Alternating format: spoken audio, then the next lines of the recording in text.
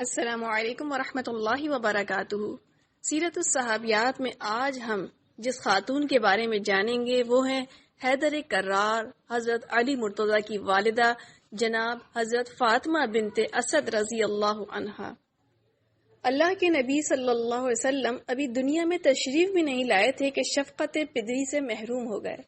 پھر عمر مبارکہ صرف 6 سال ہی تھی کہ آغوش مادر بھی نہ رہی۔ 2 سال بعد شفیق دادا بھی دنیا چھوڑ گئے۔ ماں نہ باپ، بھائی نہ بہن، اور اب دادا کا سایہ شفقت بھی نہ رہا۔ اب چچا ابو طالب اور چچی فاطمہ ہی آپ کے سب کچھ تھے۔ جناب ابو طالب تو آپ کے والد جناب عبداللہ کے حقیقی بھائی تھے، لیکن چچی نے معصوم اور یتیم بھتیجے پر ممتا کے جو پھول نچھاور کیے وہ رشتوں کی تاریخ میں سنہری حروف سے تحریر ہیں۔ ان کا یتیم بچے کے ساتھ حسن سلوک، صلہ رحمی دنیا بھر کی خواتین کے لیے مشعل راہ ہے۔ آج ایک ایسے معاشرے میں جہاں دین سے دوری کی وجہ سے رشتوں کا تقدس معدوم ہوتا جا رہا ہے، وہاں یتیم بچوں کے ساتھ ناروا سلوک نے پھوپھی، چچی، خالہ اور ستیلی ماں جیسے ماں بدل پاکیزہ رشتوں کی روح بھی پامال کر دی ہے۔ یہی وجہ ہے کہ صحابیات کی سیرت کے مطالعے کی جتنی ضرورت آج ہے کبھی نہ تھی۔ ہمارے آس پاس معصوم بچوں پر بیتنے والے دل سوز واقعات بکھرے پڑے ہیں۔ سب سے منفرد یہ کہ جناب عبد المطلب کی وفات کے بعد قبیلے کی سرداری، خاندان کی سربراہی اور خانہ کعبہ کے متولی کی ذمہ داری جناب ابو طالب کے کندھوں پر آ چکی تھی۔ وہ معاشی طور پر خوشحال نہ تھے۔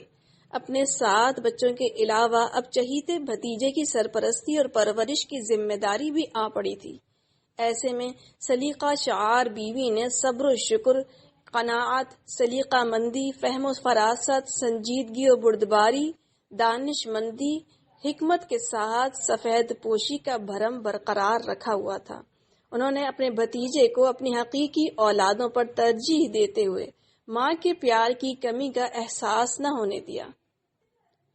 یہ چچی ہی کی تربیت کا اثر تھا کہ 7 بچے حضور صلی اللہ علیہ وسلم پر جان چھڑکتے تھے۔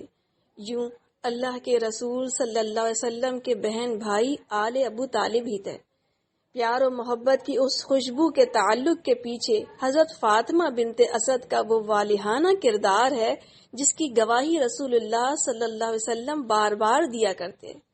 حقیقت تو یہ ہے کہ سرکار دو عالم صلی اللہ علیہ وسلم کی حیات مبارکہ میں جن چند خواتین نے آپ کے لیے ماں کا کردار ادا کیا، ان میں چچی فاطمہ سب سے منفرد حیثیت رکھتی ہیں۔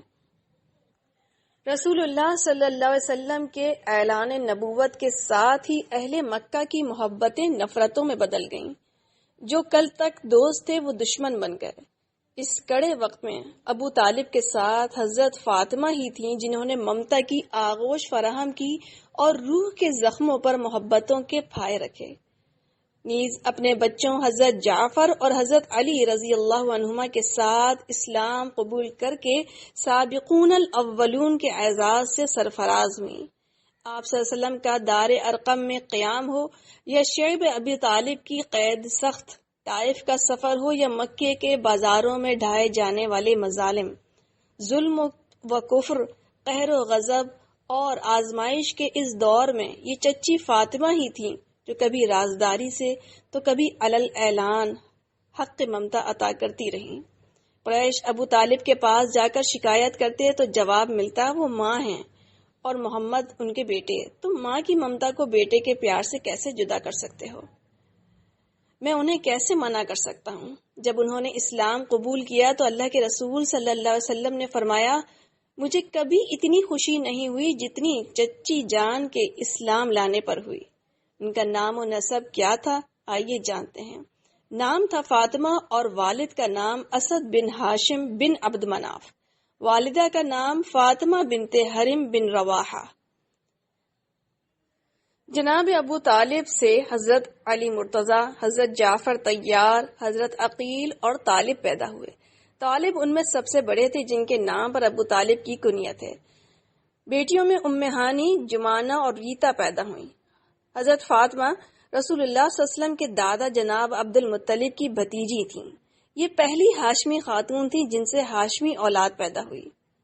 ظہورت اور سیرت میں یکتا حضرت فاطمہ جس دور میں پیدا ہوئیں، اس وقت اہل قریش کی شرافت ذلت اور پستی کے گڑھوں میں دفن ہو چکی تھی۔ معاشرہ سخت انتشار اور زوال اور انحطاط کا شکار تھا۔ شرمناک خرافات اور جاہلانہ رسومات نے انسانی زندگی کو جانوروں سے بدتر کر دیا تھا۔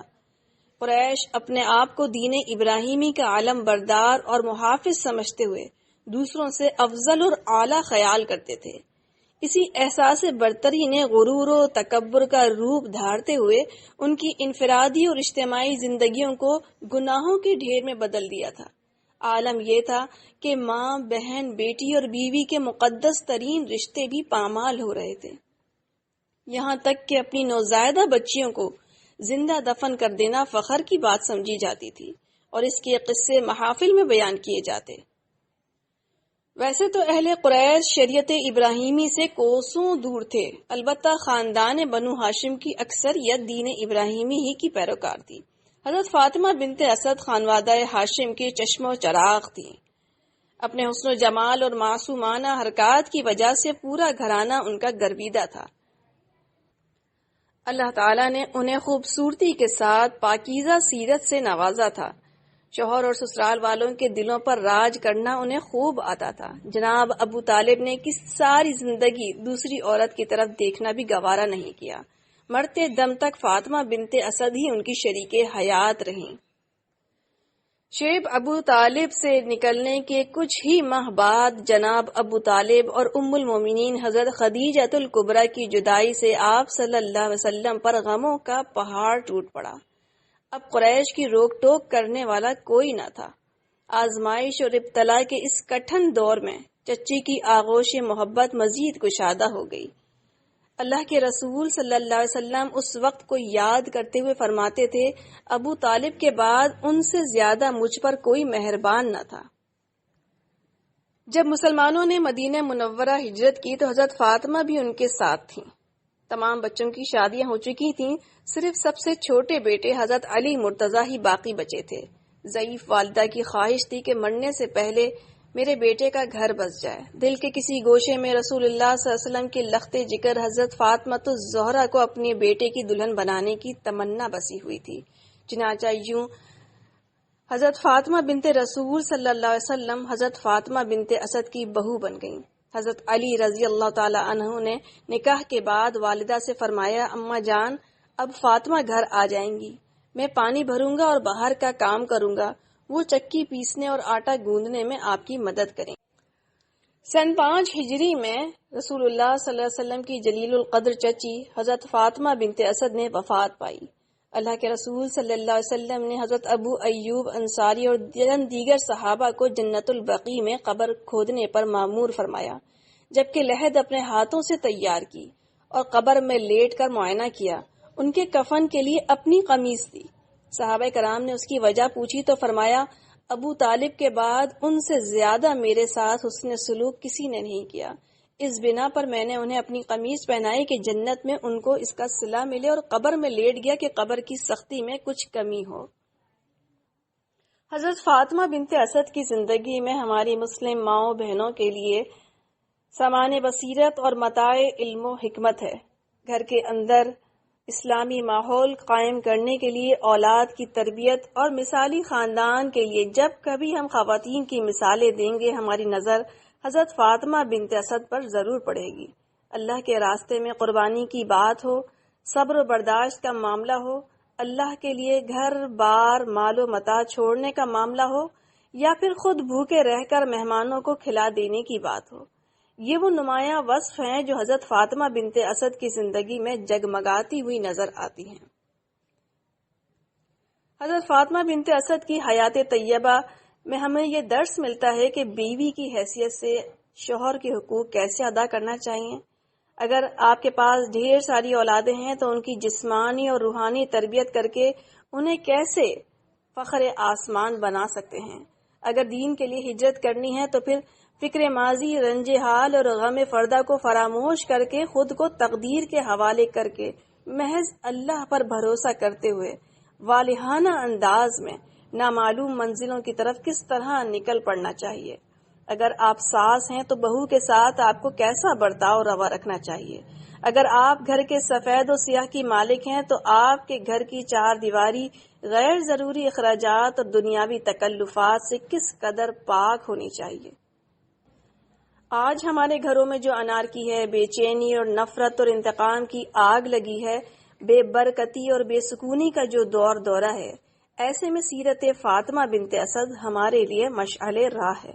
دعا ہے کہ اللہ تبارک و تعالی سیرت کے اجالے میں زندگی کا سفر طے کرنے کی توفیق عطا فرمائے، آمین۔